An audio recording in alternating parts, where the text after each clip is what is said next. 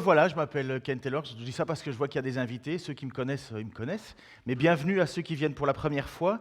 Alors, merci d'être venus aujourd'hui, et merci deux fois, parce que c'est officiellement un des textes les plus difficiles de la Bible à aborder. Alors, donc, vous êtes venus au moment où j'ai le plus de stress. Donc, le stress parce que quand on enseigne la Bible, on veut que ça soit le plus fidèle à ce que l'auteur l'a écrit, parce que l'auteur est un auteur inspiré, donc il a reçu cette révélation de Dieu, et il met par écrit ce que Dieu lui a dicté par son esprit. Il ne fait pas, il ne devient pas, l'auteur ne devient pas un robot, mais c'est comme si, lorsque vous écrivez un poème vous-même, vous avez les mots qui viennent en tête, et bien c'est comme ça que Dieu a décidé de se révéler. À travers les 45 auteurs de la Bible, il leur fait cette révélation et eux les mettent par écrit. Et c'est ce qui base alors la foi de nous, les croyants. Nous croyons que la Bible est un livre inspiré de Dieu. Et cette inspiration, elle est à notre devoir de pouvoir l'interpréter, mais pas l'interpréter n'importe comment, parce que sinon on fait n'importe quoi, on le prend à la sauce, mais le plus justement possible. Mais parfois, c'est vrai qu'il y a des textes qui sont plus durs à comprendre. Et le texte qu'on va aborder aujourd'hui se trouve dans la première lettre que l'apôtre Pierre qui a été présent tout au long du ministère de Jésus. On pense que c'est même Marc qui a écrit son évangile. L'évangile de Marc, ça aurait été l'évangile, en fait, l'évangile, ça veut dire bonne nouvelle, qui aurait été dicté par Pierre, et Marc l'aurait écrit. Et donc là, c'est Pierre qui, lui, était un gars tempétueux, avec un caractère fort, qui va être transformé par l'Esprit de Dieu, transformé par cette présence de Dieu en lui, ce qu'on appelle la conversion. C'est le moment où on change de direction pour dire, voilà, maintenant je veux obéir et plaire à Dieu. Et donc Pierre va nous écrire, et va écrire à une église qui n'est pas une église parfaite, loin de là, mais une église qui vit des difficultés, et vous allez voir, presque comme nous. Donc le texte aujourd'hui, Luther, donc Saint-Augustin, Luther, Calvin et beaucoup d'autres ont lutté avec l'interprétation de ce texte. Mais de quoi parle exactement l'apôtre Pierre ? Et en général, quand on fait une étude biblique, quand on étudie le texte, on part du principe qu'il n'y a pas de contradiction dans les Écritures, donc un texte doit pouvoir expliquer un autre. Donc si on sort une doctrine, une théologie, doctrine ça veut dire ce que l'on croit, une théologie ça veut dire l'étude de l'Écriture, et que ça n'a rien à voir avec l'ensemble des Écritures, au pire que ça se contredit, ça veut dire que ce qu'on est en train de dire ne vient pas de Dieu, puisqu'on part du principe que l'Écriture ne se contredit pas. Et parce que justement le texte de ce matin a été un texte qui a été utilisé pour justifier une doctrine qui n'est absolument pas biblique, mais qui s'appelle le purgatoire. L'idée qu'une fois morts, nous aurions encore une chance de nous repentir et d'être sauvés.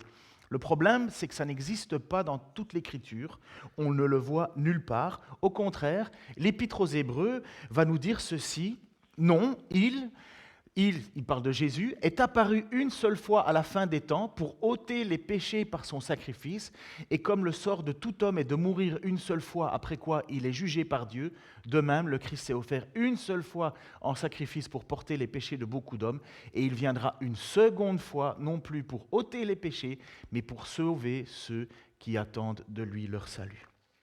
Le texte est clair, une fois qu'on meurt, on tombe sur le jugement de Dieu. Le texte est clair, il nous dit que ce jugement, Jésus est venu pour nous en sauver. Le texte est clair, lorsque Jésus reviendra, il ne viendra pas pour réoffrir un salut, mais il viendra pour chercher ceux qui auront mis leur foi en lui. Il viendra pour chercher ceux qui auront placé leur foi en lui. Il faudra donc chercher ailleurs, en gardant tout à l'époque en tête le texte qu'on aborde ce soir, la lettre de Pierre, donc qui l'écrit, l'apôtre Pierre, à qui il l'écrit et pourquoi il l'écrit. C'est important de garder ce contexte en tête. Pierre écrit à des chrétiens qui luttent contre la calomnie. C'est toute une jeune église, il ne faut pas croire qu'il y a des millions de chrétiens sur la terre. Il y en a un tout petit groupe, des petits groupes un peu à gauche, à droite, mais ce n'est pas beaucoup, à part à Jérusalem où on a eu 3000 personnes. Mais vous savez, 3000 personnes, c'est rien. Peut-être même 5000, c'est rien. Sur une population, mettez 5000 personnes qui font une manifestation, je peux vous assurer que le gouvernement ne cligne même pas d'un œil. Même si c'est 1,2 million selon la police et 2 millions selon les organisateurs. Là, on commence à cligner des yeux. Mais 5000 personnes qui se convertissent, qui disent que Jésus est le Messie, le Sauveur, le Seigneur. Ça, vous savez, ça ne fait pas de vague. Pour nous, pour ce qu'on croit que c'est beaucoup, mais pour le monde, c'est rien du tout. Et donc, Pierre écrit à une église qui a commencé un petit peu à grandir. Donc, le message a commencé à être transféré, colporté par les uns, les amis, la famille, toutes sortes de choses, par tous les moyens, par les prédicateurs, enfin, par tous les moyens, la parole et le message de la Bible. Le message est arrivé, cette bonne nouvelle arrive aux oreilles de plus en plus de personnes. Et c'est quoi cette bonne nouvelle? Dieu veut vous purifier de vos péchés, Dieu veut vous laver de vos péchés parce qu'il a offert son Fils Jésus-Christ comme Seigneur et Sauveur pour vous laver de vos péchés. Si vous croyez que Christ est le Fils de Dieu, et si vous croyez que Dieu l'a ressuscité 3 jours après sa mort, vous pouvez être sauvés. Il ne suffit pas de le dire, oui, je crois, et puis on s'en fout. Non, il suffit de dire, je le crois, et pire que ça, ou plus fort que ça, j'y crois, et j'ai besoin de ça. Parce que je sais que je suis pécheur et j'ai besoin d'une solution. Et donc c'est ça la bonne nouvelle qui arrive. Mais les chrétiens, ce petit groupe de chrétiens, vivent la calomnie, les insultes, le dénigrement, peut-être même le début d'une persécution physique. Ce n'est pas encore très fort la persécution physique à l'époque de Pierre, mais on sait que ça va prendre de plus en plus d'ampleur. Ils luttent pour garder un témoignage chrétien dans un monde hostile. Ils luttent contre la luxure des riches qui devient de plus en plus folle. Ils luttent contre la débauche sexuelle. Et il faut bien comprendre que la religion à l'époque, ou les croyances à l'époque, pensaient qu'il fallait aller voir des prophétesses, des prostituées sacrées, et parce qu'on allait avoir une relation sexuelle avec une prostituée sacrée, on allait s'en reprocher du spirituel. Vous imaginez, ça pousse un peu à commettre des péchés, en se disant « je pêche, je vais me purifier ». Vous comprenez l'idée? On est dans la débauche. Mais pour eux, à l'époque, ils pensaient que c'était tout à fait normal, que c'était bien. Donc les chrétiens vivent avec maintenant cette nouvelle identité, cette nouvelle vie, et ils sont persécutés à cause de ce qu'ils croient. Justement, ils ne veulent plus vivre comme ça. Ils veulent aussi avoir une bonne attitude dans leur couple. Comment est-ce qu'un couple chrétien vit? À l'époque, c'était tu étais femme, ben, tu te tais, quoi. Tu n'as rien à dire, c'est écrase-toi. Même s'il y avait quelques particularités, la grande règle générale, c'était comme ça. C'était pas une bonne idée d'être femme, naître femme. Et comme tu ne le choisissais pas, ben, tu devais en souffrir. L'Évangile vient changer ces choses-là, puisqu'il donne d'abord, premièrement, à la femme comment se comporter avec son mari, et puis il dit au mari comment se comporter avec sa femme. Et puis alors aussi, Pierre va écrire à ces chrétiens pour leur dire comment il faut vivre vis-à-vis des autorités. Soumettez-vous aux autorités. Oula! C'est pas évident d'entendre ça, mais les chrétiens, qu'est-ce qu'ils font? Est-ce que les chrétiens sont appelés à faire la révolution? Les chrétiens sont appelés à donner leur avis constamment sur Internet pour leur dire que le vaccin c'est une mauvaise chose ou une bonne chose? Tais-toi, soumets-toi. Voilà ce que Pierre nous dirait aujourd'hui à nous, voilà ce qu'il disait à l'époque. Il disait, mais vous êtes des passagers sur la terre, vous faites que passer. Ayez un comportement qui fait en sorte que l'évangile, la bonne nouvelle de Dieu soit connue. Pas que Dieu veut tuer tout le monde et écraser tout le monde, il va le faire le jour du jugement. Mais en attendant, c'est la période du salut, c'est le salut qui est offert. Et donc il dit aux chrétiens, vous êtes là pour être des témoins de cette bonne nouvelle. Vous êtes des témoins lorsque vous vous soumettez aux autorités, vous êtes des témoins lorsque vous vivez dans votre couple, vous êtes des témoins lorsque vous vous soumettez à votre patron. Parce que Pierre va même écrire, il va dire soumettez-vous à vos maîtres, parce qu'à l'époque il y avait l'esclavagisme, mais ce n'est pas l'esclavagisme comme on le voit nous aujourd'hui. L'esclavagisme à l'époque c'était simplement de façon sociale. Il y avait les maîtres et les esclaves, comme il y a eu une période dans l'histoire française où on avait les seigneurs et les serfs. Les serfs c'était les employés du seigneur. Le seigneur leur offrait un lieu pour vivre, donc une seigneurie avec des murs tout autour. Il assurait la protection avec des chevaliers et ainsi de suite. Et les serfs, ils étaient entre guillemets esclaves, c'est vrai, mais ils étaient sous la protection d'un maître. Et c'est comme ça qu'on vivait. Puis on a eu ce changement et aujourd'hui, que vous le vouliez ou non, vous êtes esclave d'un patron. Vous avez un patron, même si on veut crier à la liberté, tu ne vas pas être libre longtemps si tu n'as pas la CAF qui t'aide, si tu n'as pas les aides sociales, si tu n'as rien, tu peux toujours espérer d'être libre, tu ne vas pas vivre longtemps. Parce que d'une manière ou d'une autre, on doit apprendre la soumission, on doit se soumettre à quelqu'un, d'une façon ou d'une autre. Et ça vient nous briser, nous, intérieurement, les êtres humains, parce que s'il y a bien une chose qu'on n'a pas envie, c'est de se soumettre. On pense qu'on est libre. C'est pas vrai ? On pense qu'on est libre, mais en réalité, on voit bien la dualité, on n'est pas si libre que ça. Et Pierre va donc nous dire, à nous chrétiens, que même vis-à-vis de notre patron, nous devons avoir une bonne attitude. Toujours dans le même but. Faire connaître cette bonne nouvelle du salut. Parce qu'on ne meurt qu'une fois, après quoi vient le jugement.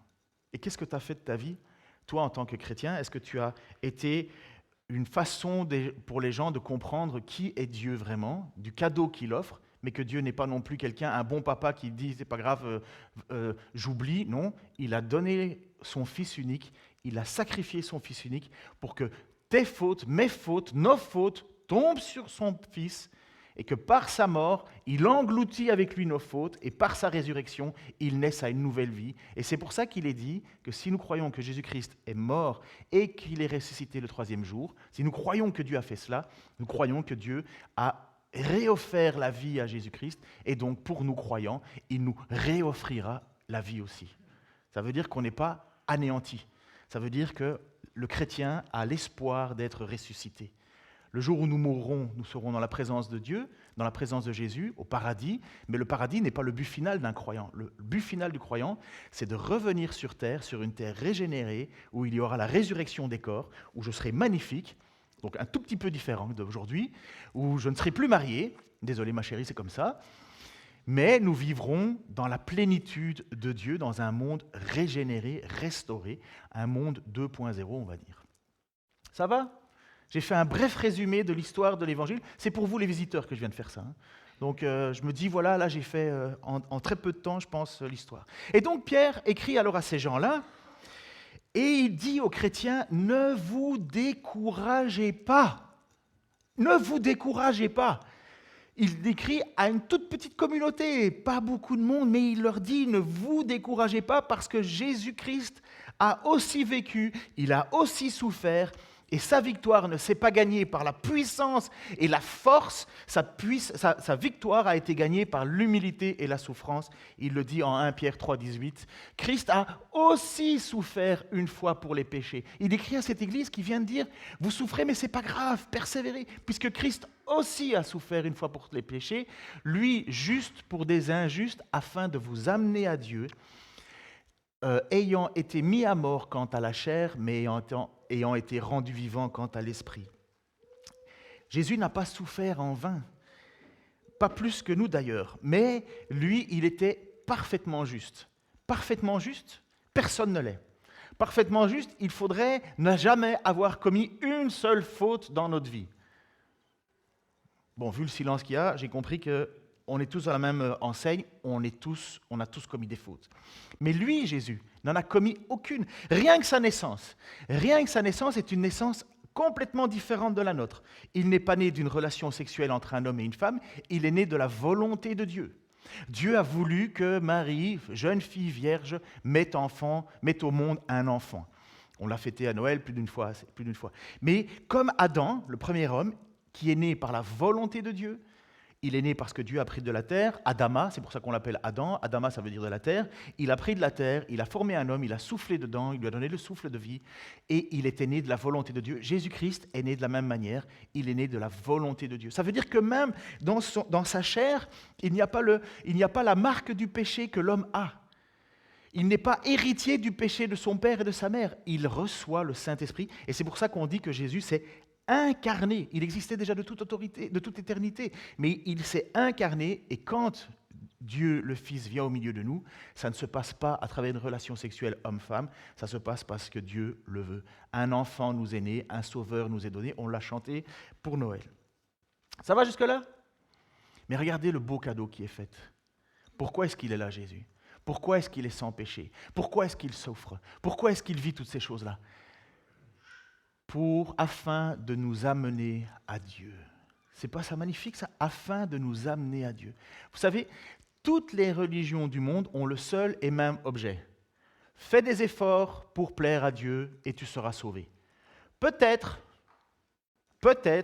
les hindouistes, je crois qu'ils sont dans une espèce de réincarnation perpétuelle. Ils ne savent pas trop s'ils sont à la bonne place, pas à la bonne place. Mais bref, ils ne sont pas encore atteints le karma. Ils imaginent peut-être, mais aucune certitude.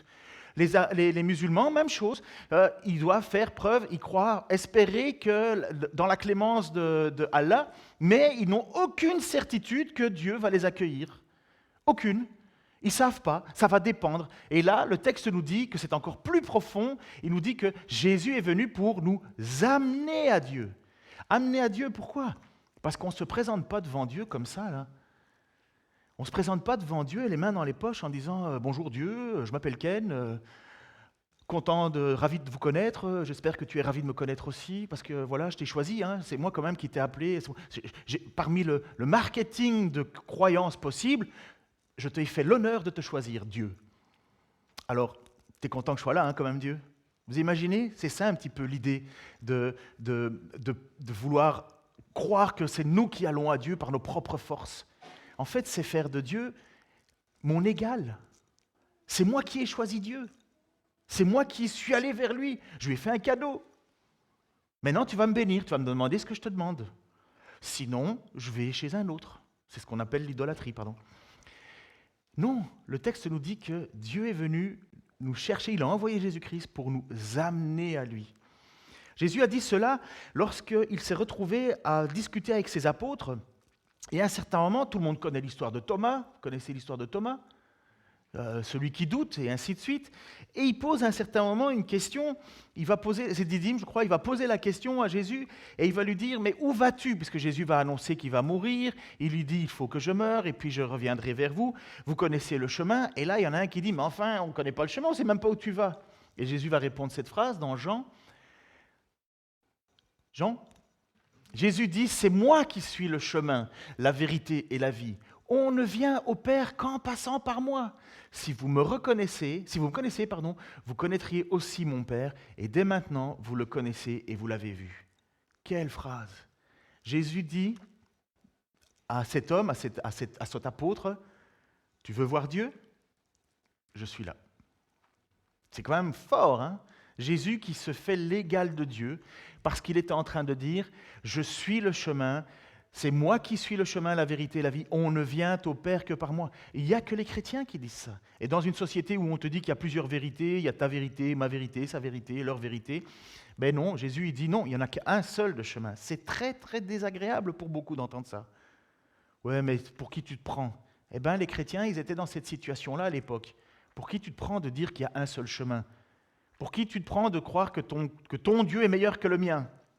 Ben nous, on croit que c'est le seul qui est venu vers nous, c'est le seul qui avait comme mission de nous amener à Dieu, c'est le seul qui est mort, c'est le seul qui est ressuscité, et c'est le seul qui peut nous offrir une vie éternelle. C'est le seul.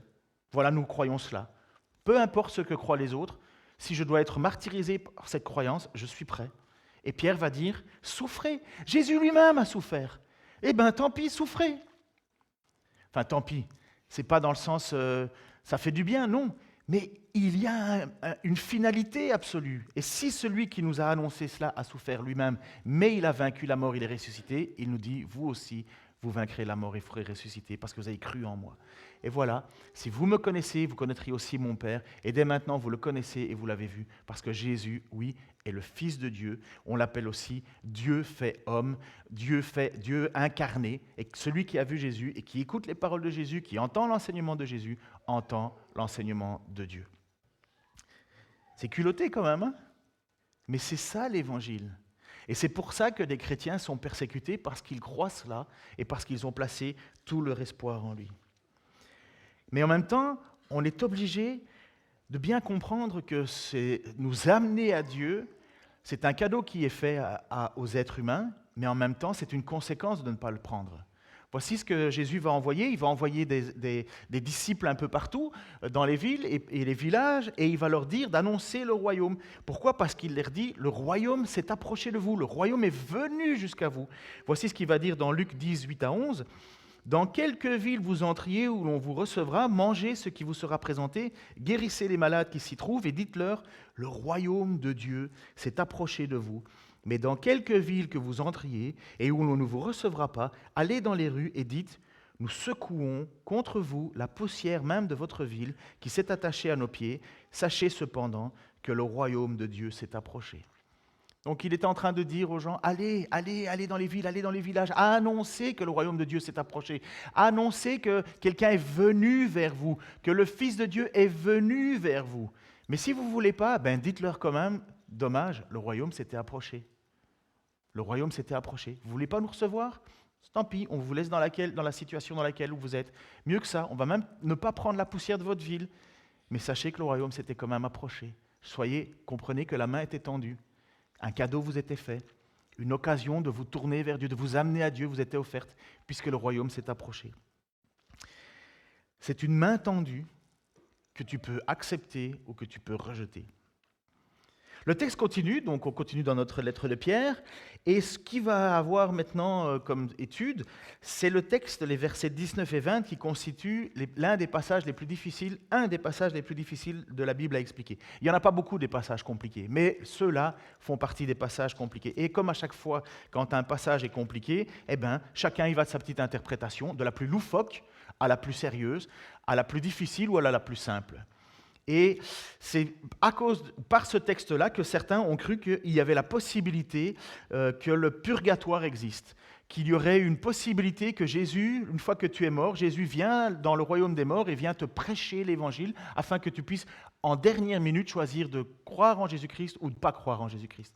C'est ce que l'Église catholique romaine enseigne, et qui était un enseignement bien tardif, hein. Ce n'est pas arrivé au tout début. Mais bibliquement, on ne peut pas croire cela. En fait, c'est le meilleur moyen de dire aux gens, vivez comme vous voulez, sans tenir compte de Dieu, et puis une fois que tu seras mort, tu feras un choix.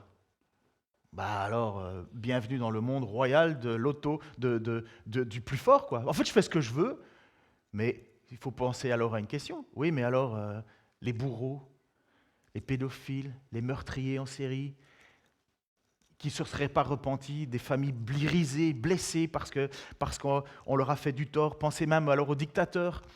Il aurait fait toute sa vie du mal, et puis alors, en dernière minute, tu te retrouverais, toi qui as souffert avec toute ta famille et compagnie de persécution, tu vas te retrouver alors à la fin des temps à côté de lui en chantant des louanges à Dieu. Alléluia, Alléluia, Kumbaya, chantons Dieu, tout est beau, tout est magnifique, Dieu est extraordinaire.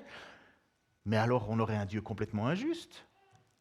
Ce ne serait même pas un Dieu de justice. Ce ne serait pas Qui a envie d'un juge comme ça lorsqu'il doit aller devant le juge et parce qu'il se serait fait, parce que sa famille aurait été décimée par un tueur en série, et le juge dirait bon, c'est vrai que tu as de la peine dans ton cœur parce que tout le monde est mort. Mais tu comprends, moi je suis un juge d'amour, je suis un juge de grâce, je suis un juge qui aime tout le monde.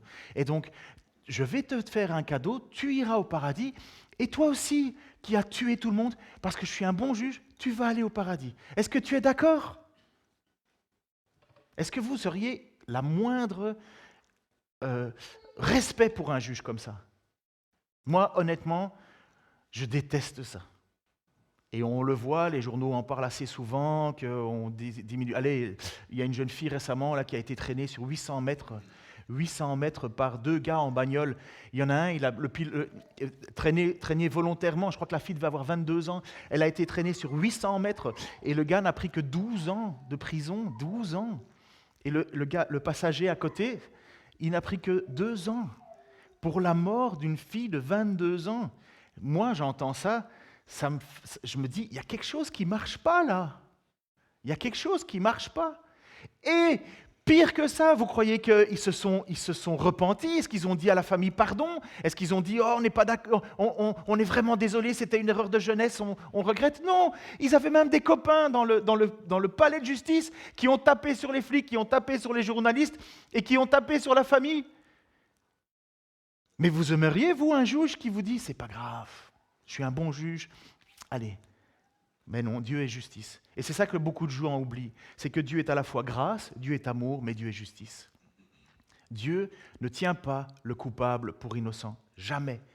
Et nous sommes tous coupables. Alors il faut qu'on trouve la solution. Et la solution, c'est de prendre le sacrifice, c'est de croire en Jésus-Christ qui a pris notre faute sur lui. Et puis c'est pas tout, on ne se lave pas les mains en disant « Super, j'ai mis une petite croix de Jésus, maintenant je suis chrétien, je suis sauvé le jour où je meurs. » Non, après il faut vivre une vie de chrétien.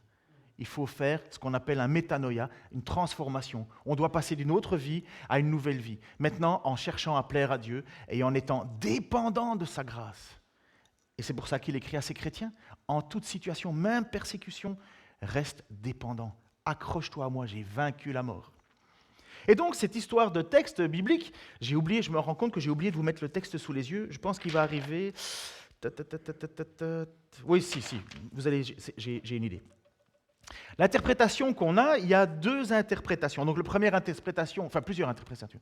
Une interprétation, pas interprétation à laquelle on ne croit pas, c'est le purgatoire. C'est l'idée que Jésus serait allé visiter les morts et leur aurait enseigné la Bible, prêcher l'évangile pour qu'ils se reconvertissent. La deuxième interprétation, qui est que Christ serait rendu en esprit dans le séjour des morts.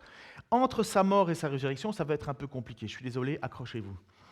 Il se serait rendu dans le royaume des morts pour proclamer sa victoire. Donc pas pour prêcher, mais pour dire à tous ceux qui étaient morts, voilà, j'ai vaincu la mort, j'ai offert ma vie en sacrifice, je vais ressusciter.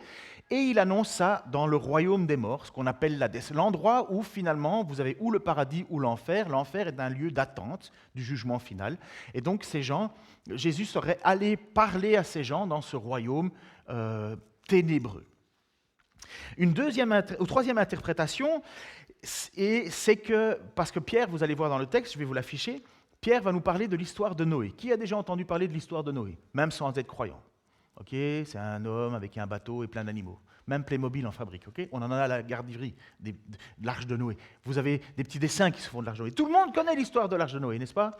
C'est un basique. Eh bien, donc Pierre va nous parler de cette histoire de Noé. Et qu'est-ce qui s'est passé à cette histoire de Noé? En fait, il y avait des gens qui ne croyaient pas dans le fait que Dieu allait juger le monde, parce que le monde était devenu tellement mauvais, tellement mal, et que Dieu allait juger le monde. Et il a envoyé Noé avec un message clair. Tous ceux qui rentreront dans l'arche seront sauvés. Ceux qui ne rentreront pas dans l'arche mourront et seront décimés par Dieu. Donc, certains pensent que Pierre utilise ces gens qui ne seront pas rentrés dans l'arche et que Jésus est allé leur dire, vous voyez, Noé était ma préfiguration. Certains pensent même que Jésus était en Noé, donc une théophanie, ça veut dire l'apparition de Dieu en homme, et ce serait Jésus qui aurait été Noé et qui aurait, par son message, dit aux gens, changez de comportement, tournez-vous vers Dieu, sinon Dieu va juger, parce qu'il a mis quand même 120 ans à préparer cette arche. Dieu va juger, Dieu va juger, Dieu va juger. Et le texte nous dit que les gens vivaient, se mariaient, faisaient n'importe quoi. En fait, ils n'avaient rien à faire de Noé. Pire, ils le prenaient pour un fou. Pourquoi? Parce que quelqu'un qui construit une grande arche au milieu du désert, voilà. On se dit, mais à quoi ça sert? Ça sert à rien. Mais il n'arrêtait pas de dire, si, il y a un moment de jugement, il y a un jugement qui arrive, ce jugement est proche. Et donc Noé a construit cette arche, ceux qui sont rentrés dans l'arche, 8 personnes, plus un couple d'animaux que Dieu avait choisi, sont rentrés dans l'arche, et puis la porte a été fermée. Le texte dit même que c'est Dieu qui ferma la porte de l'arche, le jugement est tombé, il a plu pendant plus d'une centaine de jours, tout est noyé, tout est mort, et puis ont été sauvés ceux qui étaient dans l'arche. Et donc, une interprétation de ce texte qu'on va voir, c'est que Jésus serait allé prêcher dans le monde des morts ceux qui ne seront pas rentrés dans l'arche pour leur dire, vous avez vu, Noé vous avez prévenu, vous n'avez pas écouté Noé alors qu'il vous tendait la main, c'est moi qui vous parlais, c'est moi qui vous enseignais. Il ne prêche pas, il ne dit pas vous avez encore la possibilité de choisir, il dit vous auriez dû écouter, parce que c'était le plan de Dieu depuis toute éternité, vous sauver. Et donc il est allé proclamer à ces gens-là qu'ils avaient été détruits parce qu'ils n'avaient pas voulu écouter Dieu à travers Noé. Ça va, je ne vous ai pas trop perdu là? Certainement, mais ce n'est pas grave. Vous allez avoir le texte sur les yeux et ça va vous aider à mieux comprendre.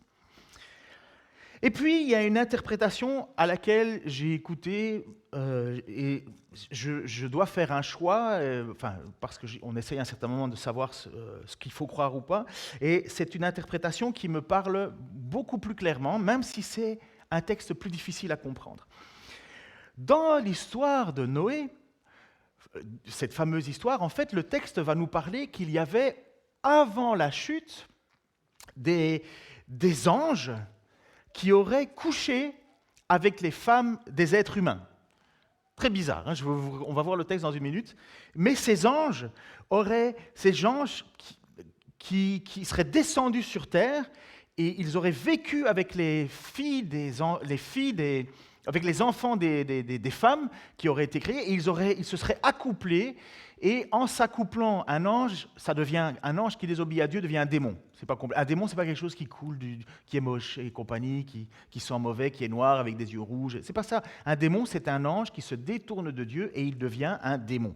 Et le texte nous dit que ceux qui ont décidé de suivre Satan, Satan qui était Lucifer, qui était l'ange par excellence, et qui a détourné de Dieu, et en se détournant de Dieu, il a détourné toute une partie des anges qui ont décidé de le suivre, et en se détournant de lui, de Dieu, et en suivant Satan, donc Lucifer, qui était un ange aussi, ils sont devenus des démons, ils sont devenus des rebelles à Dieu. Et donc, le texte nous dit, c'est assez bizarre, hein, je reconnais, mais il nous dit que ces anges sont descendus sur terre et ont voulu corrompre la race humaine. Et vous allez comprendre pourquoi. Bon, je vais aller plus vite parce que je veux vous gagner là. Le texte de Genèse, chapitre 6, versets 1 à 8, nous parle de cette histoire. Quand les hommes commencèrent à se multiplier sur la terre et qu'ils eurent des filles, les fils de Dieu, donc les anges, virent que les filles des hommes étaient belles, et ils prirent pour femmes celles qu'ils les choisirent parmi elles. Alors l'Éternel dit, « Mon esprit ne va pas lutter indéfiniment avec les hommes à cause de leurs fautes. Ce sont des êtres dominés par leur faiblesse. Je leur donne encore 120 ans à vivre. » C'est pour ça qu'on voit des âges incroyablement longs après Adam, Noé va vivre 920 ans et ainsi de suite, mais parce qu'ils étaient des êtres éternels autrefois, ils ont une longue vie, et à partir de ce moment-là, à partir de la chute, Dieu dit, c'est fini, les gens ne vivront pas plus de 120 ans. Vous avez déjà entendu un être humain de 140 ans ? On a perdu une dame, la doyenne de France, elle avait 118 ans, Jeanne Calment avait eu 121, je crois, ou quelque chose comme ça, mais ça ne va pas plus loin. On n'a jamais encore entendu un gars de 200 ans, enfin, à moins que vous avez des sources, mais moi pas. Donc il dit, je leur donne encore 120 ans à vivre. À cette époque-là, il y avait des géants sur la terre. L'équipe de louanges, c'est qui? Je leur ai posé la question là tantôt, j'ai dit, hey, les gars, vous savez qui c'est les Néphilim? Je dis, vous lisez pas la Bible. Je faisais mon malin. Donc les Néphilim, les géants des Néphilim, allez chercher sur Internet tout à l'heure, allez vous amuser, vous allez voir. Et donc il y avait à cette époque-là, il y avait des géants sur la terre, et aussi, après que les fils de Dieu se furent unis aux filles des hommes et qu'elles eurent donné des enfants, ce sont les fameux héros d'autrefois. Aucune idée de quoi on parle, je vous le dis. Qui sont ces héros d'autrefois? Certains pensent que ce sont des êtres humains avec des capacités extra-humaines. Certains pensent que ce sont peut-être même les héros de la mythologie d'autrefois qui étaient mi-dieux, enfin bref. Très difficile, on n'y était pas. Et puis tout a été détruit surtout. Alors l'Éternel vit que les hommes faisaient de plus en plus de mal sur la terre. À longueur de journée, leur cœur ne concevait que le mal. Alors l'Éternel fut peiné d'avoir créé l'homme sur la terre, et il en eut le cœur très affligé. Il dit alors, « Je supprimerai de la surface de la terre les hommes que j'ai créés. Oui, j'exterminerai les hommes et les animaux, jusqu'aux bêtes qui se meuvent au ras de la terre, et tous les oiseaux du ciel, car je regrette de les avoir faits. » Mais Noé obtint la faveur de l'Éternel. Le monde entier est sous le jugement de Dieu parce qu'ils voient qu'ils ne font que le mal à longueur de journée, ils sont mauvais, méchants, mais Noé obtint la faveur de l'Éternel. Et c'est pour ça que, après ça, vous avez le reste de l'histoire où Noé va construire cette arche et ainsi de suite. Ce péché a été... Alors je vais lire ce que j'ai écrit, je vais lire ce que j'ai repris, hein, parce que c'était compliqué, alors j'ai fait un copier-coller, je le reconnais. Ce péché abominable a été de s'accoupler avec des belles femmes humaines. Ils ont pris un corps, donc ces fameux anges, ils ont pris un corps dans le genre humain, tout comme Satan avait pénétré dans le monde animal sous la forme d'un serpent pour séduire Adam et Ève. Il faut bien comprendre que ce plan diabolique n'était pas pour les démons de s'envoyer en l'air mais de corrompre la race humaine et d'en faire une race monstrueuse afin d'empêcher Dieu de la sauver et de l'obliger à la détruire. Pourquoi? Parce que Jésus-Christ est un descendant de Adam. Jésus-Christ est descendant de Adam. Et c'est pour ça qu'il est dit dans le livre de la Genèse que la femme sera sauvée en enfantant. Ce n'est pas les femmes qui enfantent qui sont sauvées, ce n'est pas parce que tu mets au monde un enfant que tu es sauvé. C'est parce que Ève a enfanté, et de l'enfantement de Ève, il y a toute la lignée qui nous amène jusqu'à qui? Marie, mère de Jésus.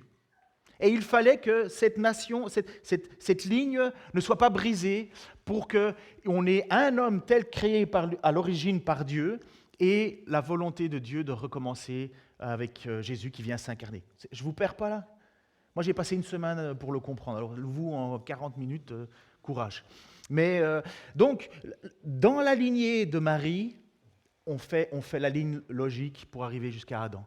Et donc, si le diable, Satan, avait pu corrompre toute la race humaine, jamais Jésus n'aurait pu naître de la descendance de Marie, donc de la descendance de Ève. Donc Dieu a décidé de faire mourir l'entièreté de l'humanité qui était devenue mauvaise, méchante, mais en a sauvé 8. Et si vous regardez dans la descendance de Jésus, vous y trouverez Noé. Ça va, c'est clair maintenant un peu? Pour ceux qui connaissent la Bible, pour ceux qui n'ont que les Playmobil de Noé, je comprends que c'est un petit peu beaucoup d'un coup, mais vous voyez que c'était une façon de Dieu de protéger sa promesse. Promesse de vous sauver, de nous sauver par l'intermédiaire de Jésus-Christ. Le plan du diable, c'était de nous tous nous corrompre, et il l'a fait comment? En envoyant ses anges s'accoupler avec les femmes des êtres humains. Je comprends que le texte est un petit peu obscur, mais au moins, le grand avantage de cette interprétation, c'est qu'elle tient compte de l'ensemble des données de la Bible, même celles qu'on ne comprend pas tout le temps. Il fallait que Jésus fasse partie de la race d'Adam, et il ne serait jamais devenu que la moitié d'un homme et la moitié d'un démon si le plan de Satan aurait été mis en place. Bon. Entre sa mort donc et sa résurrection, Jésus est allé prêcher à ces démons. Pourquoi? Parce que le texte nous dit qu'ils sont tenus captifs. C'est des esprits qui ont été tenus captifs. Et il nous est dit que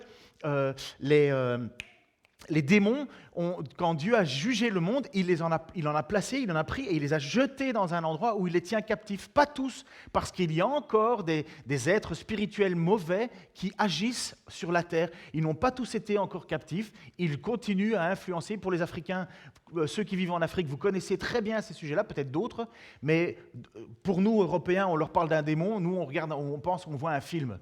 On se dit, oh, un film super, c'est Ghostbusters. Nanana. Tandis qu'un Africain, il sait très bien ce que c'est que le monde spirituel mauvais.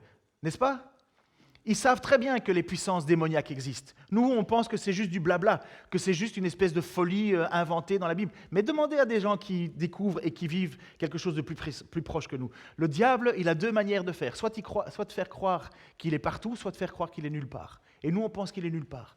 Malheureusement, pour les Africains, souvent, ils pensent qu'il est partout, donc ils se déresponsabilisent, c'est pas de ma faute, c'est le démon. Et nous, on ne veut jamais croire qu'il y a des forces spirituelles, alors plutôt que d'aller régler certains problèmes par la prière, par la repentance, on va chez le psychiatre, une petite pilule, une petite granule, hop, c'est bon. Et on oublie qu'il y a des êtres, pas tout le temps, il y a aussi des maladies, tout simplement, mais il y a aussi des actions spirituelles dans la vie des gens. Et je peux vous assurer que la première chose que vous pouvez faire lorsque vous êtes mal, commencez par pardonner. Parce que bien souvent, le manque de pardon est le pire destructeur de l'être humain. Ça sera un autre sujet. Je continue. Donc, oh là là, il faudrait que tu enlèves un chant, ma chérie. Donc, ça va, je ne vous ai pas trop perdu là? Ok, mais il n'y a que toi, Stéphane, apparemment, qui suit. Damariste, on en est, ça va? Super. Même si tu as oublié de me citer. Relisons maintenant notre passage. Relisons notre passage que je vous ai fait suspense. Moi aussi, je regarde les séries sur Internet, parfois, enfin sur Netflix, et il y a des fois où on attend le sujet. Puis maintenant, voilà le texte dont je vous ai parlé. Et je pense qu'avec ce que je vous ai donné, vous allez mieux comprendre ce que Pierre écrit à cette église. Christ aussi a souffert une fois pour les péchés, lui juste pour des injustes, afin de nous amener à Dieu, ayant été mis à mort quant à la chair, mais ayant été rendu vivant quant à l'esprit, dans lequel aussi il est allé prêcher aux esprits en prison, qui autrefois étaient incrédules, lorsque la patience de Dieu se prolongeait, au jour de Noé, pendant la construction de l'arche, dans laquelle un petit nombre, c'est-à-dire 8, furent sauvés à travers les eaux. Voilà pourquoi je vous ai fait toute cette introduction pour comprendre, mais de quoi il parle d'une église, à une église qui est persécutée, et qu'est-ce qui vient me parler de Noé? Vous comprenez, c'est un énorme grand écart. Hein? Pour nous, là, c'est ouf. Mais il est en train de nous dire, il est en train de dire à cette église, et à toi aussi, ne t'inquiète pas d'être un petit nombre. Ne t'inquiète pas d'être peu nombreux. Ne t'inquiète pas d'être persécuté. Ne t'inquiète pas d'être calomnié. Ne t'inquiète pas de toutes ces choses-là. C'est déjà arrivé du temps de Noé. C'était déjà arrivé un petit nombre. Et il le précise, 8 furent sauvés. Et comment est-ce qu'on fait pour être sauvé aujourd'hui? À l'époque de Noé, c'était dans l'arche. Par Jésus-Christ. Par Jésus-Christ. Ayant été mis à mort quant à la chair, mais ayant été rendu vivant quant à l'esprit, ça veut dire que lorsque Jésus est mort, il a été redonné cette vie, et pendant les 3 jours où il était non pas en train de dormir, il était vivant, il était bien là, il était déjà dans sa nouvelle vie qui nous propose à nous de résurrection. Et bien ce Jésus-là, pendant ces 3 jours, il est allé annoncer, pas prêcher, proclamer sa victoire. Proclamer. Le texte, le mot grec est ekeruxen. C'est bien dire une annonce officielle, une proclamation. Il n'est pas allé prêcher en disant, bon, vous pouvez encore faire un choix. Non, il a dit, voilà, c'est moi le vainqueur. Vous auriez dû écouter Noé, je juge. Et pareil, il nous parle alors finalement de cette eau. Il dit, c'est-à-dire que 8 furent sauvés au travers des eaux. Il va parler de ça pour aborder le baptême. Tout chrétien doit être baptisé. Mais ce n'est pas parce qu'on est baptisé qu'on est sauvé. Mais quand on est sauvé, on se fait baptiser. C'est quoi le baptême? C'est le symbole d'une vie ancienne à une vie nouvelle. Le mot baptiséo, c'est immergé. Donc, c'est pas l'eau qui me purifie. Je peux vous dire que j'ai déjà pris des douches et des douches et des douches après avoir fait des conneries. Je serais toujours le même. Hein. Je chantais peut-être un peu meilleur. Mais j'étais toujours le même. C'est pas l'eau qui est parfaite. C'est pas l'eau qui a un pouvoir. Pas plus que c'était l'eau qui avait le pouvoir. Cette eau-là, elle avait le pouvoir à l'époque de Noé juste de faire mourir les gens. Mais c'est l'arche. C'est la confiance. C'est le fait d'avoir trouvé faveur à Dieu qui a sauvé Noé et les 8 personnes. C'est pas l'eau. Eh bien, c'est pour ça que Pierre nous dit, et il va nous parler de ce baptême. Tu peux mettre l'image juste après, avant Ésaïe. On reviendra après Ésaïe. Cette eau était une figure du baptême qui n'est pas la purification des souillures du corps, mais l'engagement d'une bonne conscience avec Dieu et qui maintenant vous sauve, vous aussi, par la résurrection de Jésus-Christ, qui est à la droite de Dieu, depuis qu'il est au ciel et que les anges, les autorités et les puissances lui ont été soumis. Donc il est en train de parler à ces chrétiens qui se sont fait baptiser, puisque tous les premiers chrétiens sont allés vers les eaux du baptême. Ils ont été pour se faire baptiser, non pas pour avoir une vie plus propre, non pas pour se laver de souillures externes, mais pour un engagement d'une bonne conscience. Combien de fois on n'en a pas vu des gens se faire baptiser et puis ne plus les voir? Bah ouais. Moi, quelqu'un qui dit « Oui, j'ai été baptisé, tu vas à l'église ?» « Non, jamais. Et c'est quoi ta vie ?»« Ça va pas, j'ai plein de problèmes. » « Oui, mais c'est quoi ton problème ?»« Même ma première femme, ça n'a pas été. Ma deuxième femme, ça n'a pas été. Ma troisième femme, ça n'a pas été. Puis après ça, j'ai fait des conneries, j'ai triché, j'ai volé. Je me suis fait avoir, j'étais en prison. » Et puis tu le revois arriver et il dit « Mais je ne comprends pas, hein, pourquoi Dieu n'était pas avec moi. Je t'ai baptisé pourtant. » On peut rire vraiment de cela. Parce qu'il y a des gens qui croient que parce qu'ils se sont fait baptiser, Dieu est tranquille, Dieu est content, j'ai mon ticket, je vais au ciel, je vis comme je veux. Mais quel Dieu est-ce donc que vous imaginez avoir quand vous pensez comme cela et que les gens pensent comme ça? C'est quoi comme Dieu? Moi, je comprends que les gens n'en ont rien à faire de Dieu, puisque finalement, c'est le royaume de l'hypocrisie, quoi. Non, c'est le gagement d'une bonne conscience. Tu veux te faire baptiser? Oui, ce n'est pas ton baptême qui va te sauver, c'est ton engagement envers Dieu. Quand j'entends « mes enfants sont fait baptiser, nani, nana », ben oui, mais il vit comment? Mon chien peut se faire baptiser, hein. Ça ne change rien à sa vie. Hein.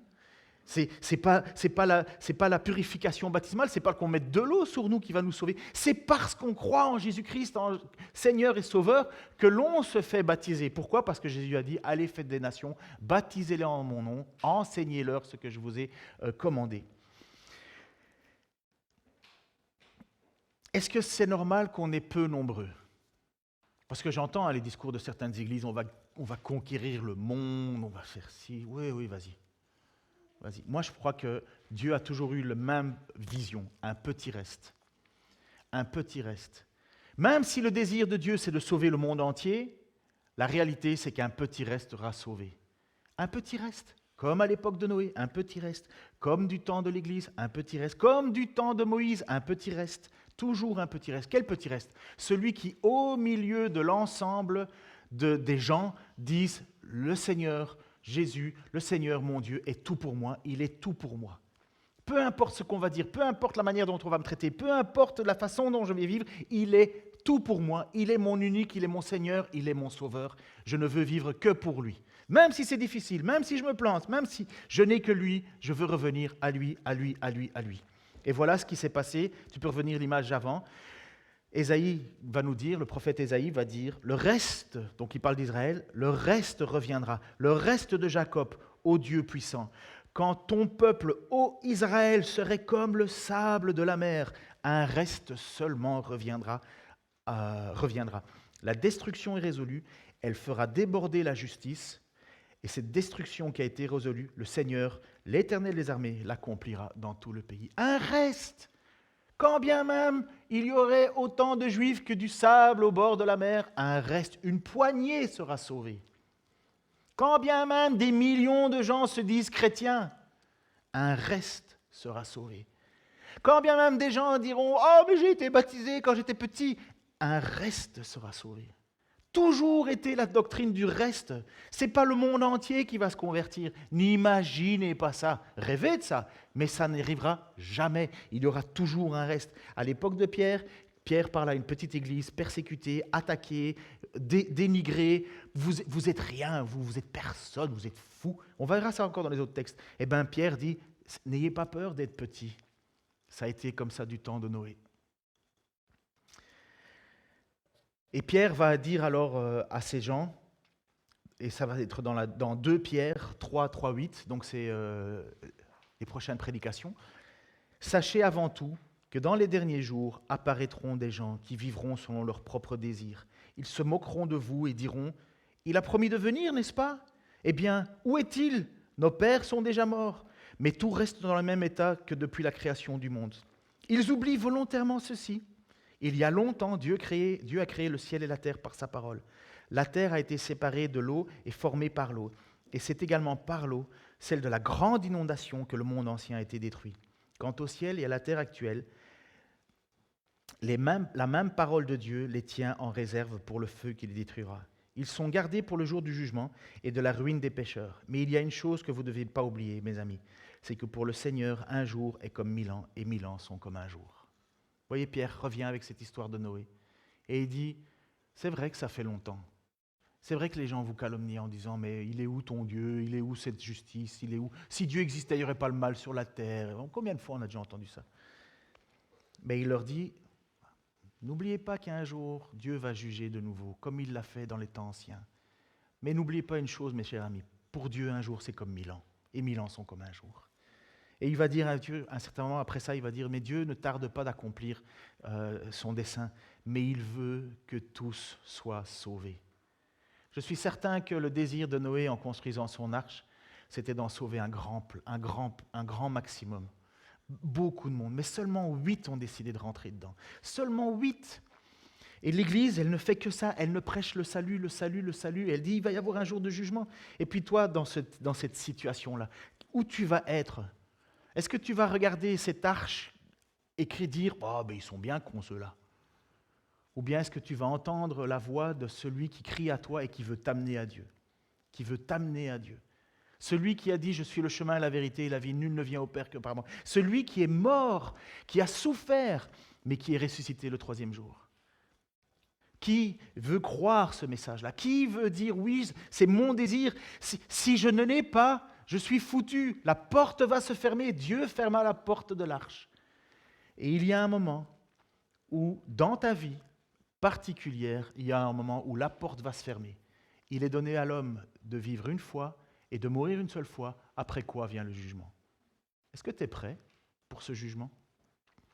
Moi, je le suis.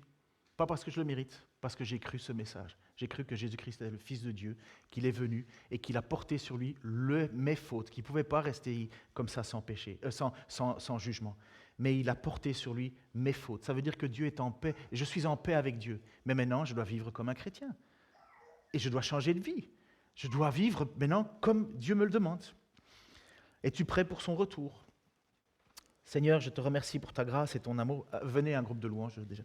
Seigneur, je te remercie pour ta grâce et ton amour. Je te remercie, Seigneur, parce que tu es le Dieu 3 fois saint qui a décidé de nous aimer malgré notre faute, de nous tendre la main.